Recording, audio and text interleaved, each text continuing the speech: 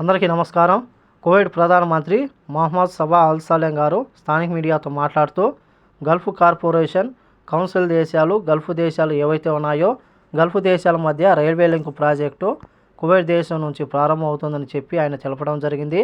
ఈ యొక్క గల్ఫ్ దేశాలకు సంబంధించిన రైల్వే ప్రాజెక్టు ఏదైతే ఉందో కువైట్ దేశం నుంచి ప్రారంభమయ్యి బహ్రెయిన్ కానీ, యూఏఈ కానీ, ఒమెన్ కానీ, సౌదీ కానీ, ఖతర్ దేశాలకు వెళుతుందని చెప్పేసి ఆయన వెల్లడించడం జరిగింది.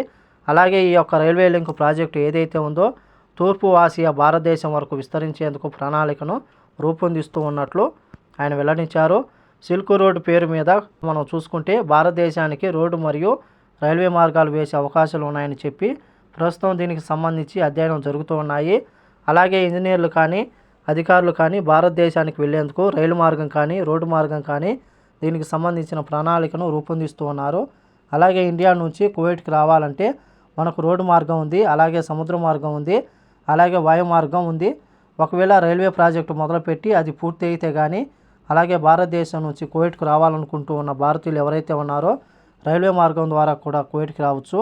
అలాగే ఒక రైల్వే లింక్ ప్రాజెక్టు ఏదైతే ఉందో ప్రయాణికుల కోసం మరియు కార్గో సేవల కోసం వినియోగించుకున్నామని చెప్పేసి ప్రధానమంత్రి గారు స్థానిక మీడియాతో తెలిపారు.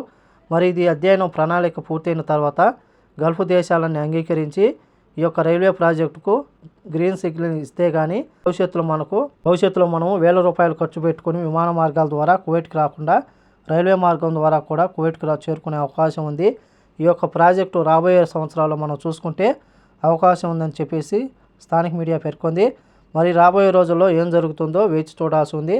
కాబట్టి ఈ వీడియో నచ్చితే లైక్ చేయండి, షేర్ చేయండి, సబ్స్క్రైబ్ చేసుకోండి. నెక్స్ట్ వీడియోలో మళ్ళీ కలుద్దాం. జై హింద్.